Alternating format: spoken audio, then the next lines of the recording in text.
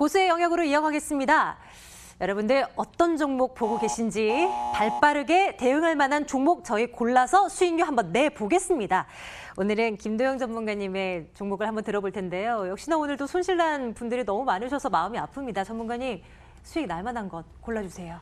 네, 수익도 나야 되겠고 시장의 이 변동성에 좀 자유로운 친구가 벗이 돼서 손잡고 좀 수익이라는 곳에 동산으로 같이 뒷동산으로 올라가야 되지 않을까라는 생각을 좀 해봅니다. 앞에서 제가 그래서 컴퍼니 K라는 신규 상장주를 앞으로 관종에 넣어두고 흐름을 체크해보자라고 말씀을 드렸잖아요. 그런 관점에서 오늘 가지고 온 종목은 바로 현대 코퍼레이션 홀딩스입니다. 동산은요. 아마 예전에 현대상사 하면 기억이 나실 겁니다. 현대상사에서 인적 분할된 회사인데요. 우리가 여기서 현대, 영문으로 되어 있는 현대 브랜드, 뭐 현대 백화점도 있겠고요. 현대 중공업에도 들어갈 거고요. 그렇죠? 여러분들 현대 홈쇼핑에도 들어갑니다. 그 브랜드의 사업권을 가지고 있는 회사다라고 보시면 돼요. 그럼 우리가 브랜드의 사업권이 도대체 뭡니까? 자, 현대라는 로고 영문으로 되어 있는 것들을 쓸 경우에는 나 이거 씁니다. 비용을 줘야 된다라는 거죠. 그럼 비용을 받은 주체가 누구다? 바로 현대 코퍼레이션이다라고 보시면 좋겠고 그것이 실적으로 받아지고 우상향을 하게 된다라고 바라보시면 좋겠는데요. 사실 이 부분이 인적 분할했던 이유는 사실 브랜드의 사용권으로 실적을 가져오기 위해 했던 부분도 있지만 또 하나가 있습니다. 바로 육가공에 관련된 수입 육 유통과 그리고 여러분들 뉴스를 통해서 조금 접해보셨을 해외 쪽의 신사업을 가져와서 실적을 더 붙이기 위해 했던 부분이다라고 바라보실 수가 있겠는데요. 이번에 서프라이즈 실적이 하나 나왔습니다. 동사 같은 경우는 사실 1분기의 실적이 생각보다 그닥 어중간할 거야 라는 부분들의 해석들이 되어 있었지만 깜짝 실적을 나왔죠. 특히 브랜드 사용권에 대한 부분 그리고 또 다른 예상치도 못한 육가공 유통에서 실적이 우상향됐다는 것이 향후 동사의 긍정적인 모멘텀이다라고 볼 수가 있겠고요. 자, 저는 이 회사를 이렇게 표현하고 싶습니다. 작지만 강한 기업이지 않을까라는 생각이 들겠고요. 바로 여기서 제가 시장의 분위기에 상관없이 매력 있습니다라고 했죠. 바로 4%대의 배당 매력이 있다라는 겁니다. 그렇다면 현재의 주가를 배당까지 놓고 판단했을 때 과연 매력이 있을까 우리가 한번 판단을 해보죠. 자, 월봉으로 가보도록 하겠습니다. 어머. 주가가 인적을 분할하고 전에 아주 강하게 올랐던 부분에 다시 바닥권에 내려와 있는데요. 그렇죠? 자, 주봉을 또 가도록 보겠습니다. 역시나 주봉에서 이제 고개를 들고 올라갈 준비를 하고 있다라고 한다면 트레이딩도 가능하겠고 배당까지 생각을 한다라면 우리가 맥쿼리 인프라를 많이들 기억을 하고 계시지만 역시 현대코퍼레이션 제가 브랜드 상표권 부분 반드시 판단하다고 그랬죠. 그러면 배당주의 매력 저는 충분히 흔들리는 것 주가의 변동성 대비 긍정적으로 배당주다라고 저는 분류를 해보겠습니다. 그런 관점에 이미 오늘 또 올라타고 있는 관점까지 보면 매수가는 14,300원을 설정이 됐는데 이미 방송 전에 살짝 내려왔습니다. 그래서 14,500원 이하 쪽으로 매수를 잡으시면 좋겠고요.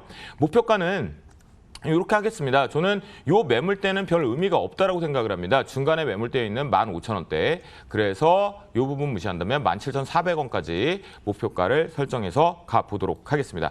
자, 손절가 그래도 필요하겠죠. 이번에 5월달 저점을 형성했던 것보다 조금 더 낮춘 가격마디에서 12,400원을 제시해 드리도록 하겠습니다. 그래서 우린 두 마리 토끼를 잡자. 브랜드 상표권에 대한 실적과 신사업의 이번 1분기 실적에서 다 비용 처리를 했어요. 해외 사업 투자한 것들. 그래서 그것과 배당 매력까지 한번 판단하면서 시장 어려울 때 이렇게 틈새 시장을 공략해보자라고 말씀드리도록 하겠습니다.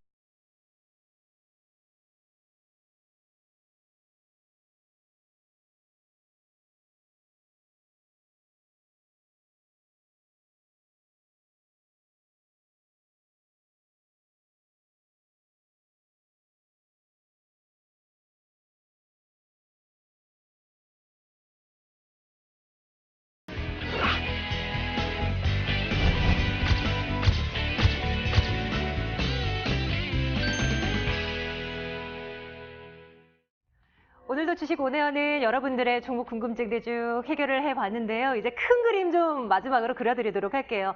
5장 어떤 전략이 유효할까요? 최명선 전문가님, 오후장 전략 좀 챙겨주세요. 네, 뭐 이제 3주째 힘들어 했는데요. 이제 기다리는 전략이 되겠습니다. 그래서 거의 뭐 바닥을 잡은 것 같고요.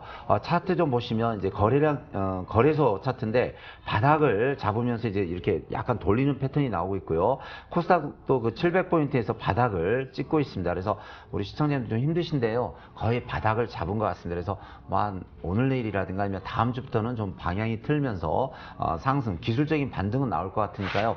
조금만 좀 인내하면서 시간을 좀 재밌게 여유 있게 좀 보내는 전략으로 대응했으면 좋을 것 같습니다. 김도영 전문가님께서도 할 말 있으시겠죠? 오후장에서 어떤 대응 전략 유효하다고 생각하세요? 역시 어제 의견과 저는 바뀌지 않습니다. 지금 시장은 사실 어제를 시점으로 했을 때 단기적인 외국인들의 자금, 우리가 원달러 환율 추이라든가 엔화 추이, 그리고 위안화 추이들, 다양한 외환 시장의 변동성으로 체크를 해봤을 때도 어제를 기준으로 외국인들의 단기 자금들의 이탈 부분, MSCI 변경권에 대한 신흥국, 다른 시장의 이동 자금도 급한 물량들은 다 나왔다라고 시장에서 해석을 하고 있는데요. 저 역시 그 부분에 동일합니다. 그래서 오후장도 마찬가지입니다. 외국인들의 시장, 지금 코스피와 코스닥이 극명하게 체감 온도가 다르거든요. 그 이유는 외국인들 창구 쪽에 매도 압박폭 규모가 다르다라는 거죠.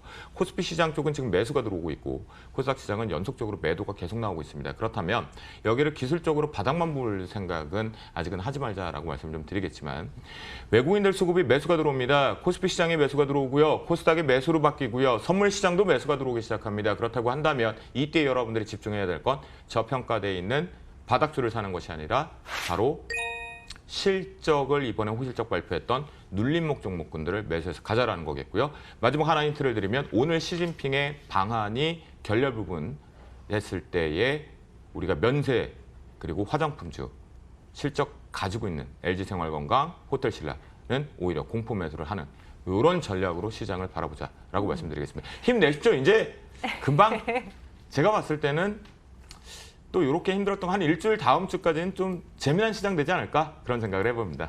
그런 시장 하루라도 빨리 오길 기대 걸고 기다려 보겠습니다. 자, 오늘도 주식 오늘 함께 하셨습니다. 저희는 매일매일 여러분들과 함께 합니다. 매일매일 함께 하시면서 대응 전략 챙겨 가시고요. 오늘도 두 분의 전문가와 함께 했죠. MTNW 최명성 전문가, 주쌤 김도영 전문가와 함께 했습니다. 함께 인사드릴게요. 주식 오늘였습니다. 고맙습니다.